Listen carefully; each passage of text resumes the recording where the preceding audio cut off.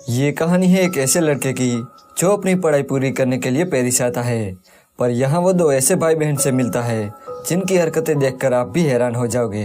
Hello दोस्तों, आज हम जिस मूवी को एक्सप्लेन करने वाले हैं उस मूवी का नाम है ड्रीमर्स, जो 2003 में रिलीज हुई थी।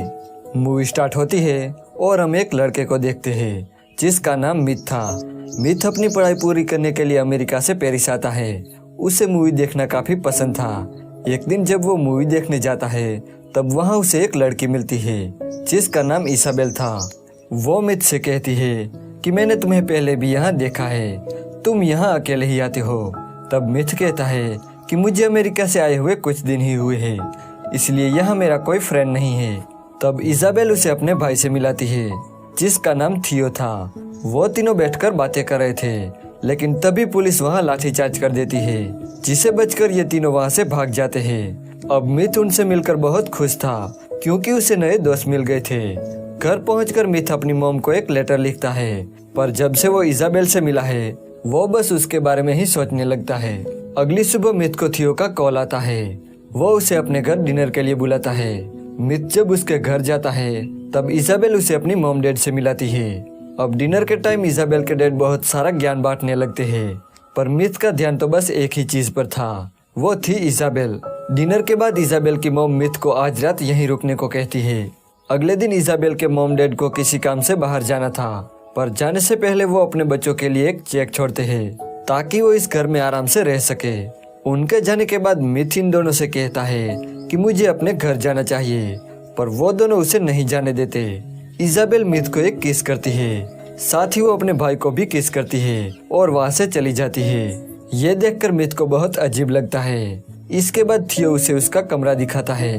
रात को मिथ की नींद उड़ जाती है। जब वो टॉयलेट से वापस आ रहा था तब उसकी नजर उन दोनों भाई बहन पर पड़ती है जो बिना कपड़ों के एक ही बेड पर सोए हुए थे। ये देखकर मिथ की आंखें खुली की खुली रह जाती है क्योंकि अब तक वो इसाबेल के सपने देख रहा था।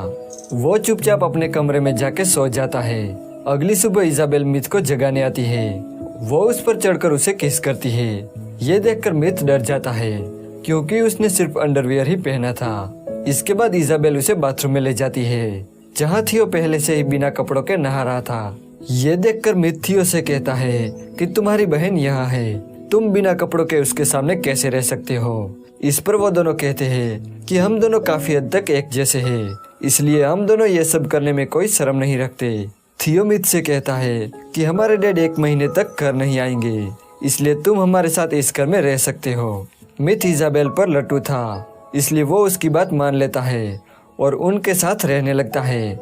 एक रात ये तीनों गेम खेलते हैं जिसमें दोनों भाई बहन एक्ट करते हैं और मिथ को उस मूवी का नाम बताना था, पर अगर वो हार गया तो उसे एक डेयर पूरा करना होगा। पर यहाँ मिथ वो गेम जीत जाता है। तब वो दोनों भाई बहन कहते हैं कि हमें ऐसे ही किसी इंसान की तलाश थी जिसके साथ हमें एक गेम पूरा करना था। इसके बाद ये तीनों एक आर्ट गैलरी में जाते हैं। वहाँ वो तीनों रेस लगाते हैं, यही उनका डेयर था। वापस लौटते टाइम बारिश होने लगती है जिससे ये तीनों भीग जाते हैं।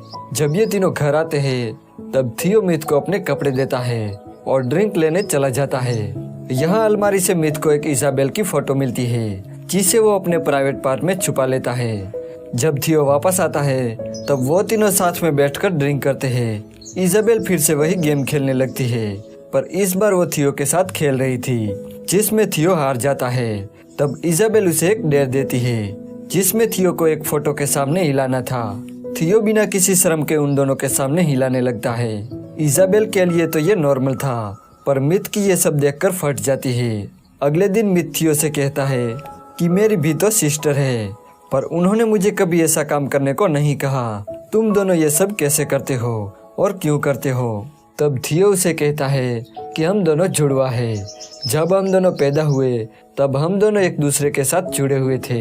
हमारा शरीर अलग है पर हमारा दिमाग एक है और हम एक दूसरे के बिना जिंदा नहीं रह सकते। एक दिन फिर से ये तीनों गेम खेलने लगते हैं जिसमें एक को मूवी का डायलॉग बोलना था और दूसरे को उस मूवी का नाम गेस करके बताना था। अगर वो नहीं बता पाया तो उसे भी एक डेयर दिया जाएगा। पहले तो थियो एक मूवी को एक्ट करता है, पर उन दोनों को कुछ समझ नहीं आता, जिस वजह से मिथ और इसाबेल को एक डेयर पूरा करना पड़ता है। थियो उन्हें सबके सामने घपाघप करने को कहता है। अब डेर के मुताबिक इजाबेल अपने कपड़े उतारने लगती है, लेकिन मिथ की फटके हाथ में आ जाती है। इसलिए वो अपनी इज्जत बचाने के लिए बाथरूम में चला जाता है। जब वो बाथरूम से बाहर आता है तब थियो उसे पकड़ लेता है और दोनों भाई बहन मिलकर उसके कपड़े उतारने लगते हैं। तब मिथ के प्राइवेट पार्ट में इजाबेल की एक फोटो मिलती है, जिसे देखकर वो दोनों हंसने लगते हैं। इसके बाद मिथ और इजाबेल गपागप करते हैं। यहाँ मिथ को पता चलता है कि इजाबेल अभी भी वर्जिन है। इजाबेल मिथ को बताती है कि हम दोनों एक साथ सोते जरूर है, लेकिन हमारे बीच कोई भी फिजिकल रिलेशन नहीं है। ये सुन के मिथ उसे कहता है कि अगर ये बात तुम्हारे पेरेंट्स को पता चली तो क्या होगा। इजाबेल कहती है कि ऐसा कभी नहीं होगा, और अगर उन्हें पता चल गया तो वो सुसाइड कर लेगी। कुछ दिनों बाद इजाबेल और थियो के पास पैसे जो थे वो सारे खर्च हो जाते हैं, क्योंकि अब तक वो काफी अय्याशियां कर रहे थे। अब इजाबेल घर के राशन से खाना बनाती है, पर वो खाना कोई भी नहीं खाता। अब पैसे न होने की वजह से उन्हें काम करना पड़ता है। एक दिन मिथ और थियो एक ही टब में नहा रहे थे, तब इजाबेल वहां आती है और उनके साथ नहाने लगती है। इसी बीच इजाबेल मिथ से कहती है कि तुम हमसे प्यार करते हो, ये तुम्हें साबित करना होगा। अब ये बोलकर वो दोनों मिथ के घोंसले को काटने लगते हैं।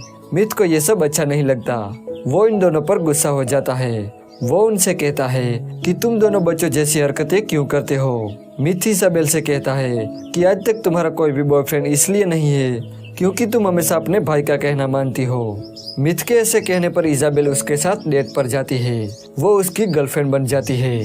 वहीं दूसरी तरफ थियो भी एक लड़की को डेट करता है और उसे घर लाकर उसके साथ गपागप करता है। जब मिथ और इजाबेल घर आते हैं तब इजाबेल देखती है कि थियो किसी और लड़की के साथ सोया हुआ है।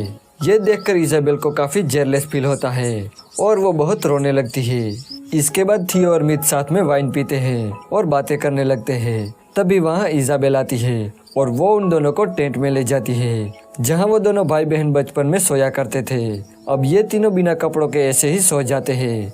जब सुबह उसके मॉम डैड घर पे आते हैं तब वो उन लोगों को बिना कपड़ों के सोते हुए देख लेते हैं। ये देखकर उनकी आंखें खुली की खुली रह जाती है, लेकिन वो उनको उठाए बिना उनके लिए एक चेक छोड़कर चले जाते हैं। जब इजाबेल उठती है तब उसे वही चेक मिलता है, जिसे देखकर वो समझ जाती है कि उसके मॉम डैड को सब पता चल गया। इसके बाद वो सुसाइड करने का फैसला करती है और गैस पाइप लेकर सो जाती है। लेकिन बाहर रेवोल्यूशन चल रहा था, जिसे उनका एक पत्थर खिड़की से घर में आ जाता है, जिसे ये दोनों भी जाग जाते हैं और ये तीनों भी रेवोल्यूशन में शामिल हो जाते हैं। लेकिन थियो सबसे आगे जाके रास्ता रोक रहे पुलिस वाले पर पत्थर फेंकने लगता है। मिथ उसे काफी समझाता है, पर वो मिथ की कोई बात नहीं सुनता। इजाबेल भी थियो का साथ देने लगती है और वो दोनों वहाँ से चले जाते हैं। अब मिथ उनका साथ नहीं दे सकता था, इसलिए वो वहाँ से चला जाता है। इसके बाद पुलिस फोर्स सब पर लाठीचार्ज कर देती है और यहीं पर यह मूवी एंड हो जाती है।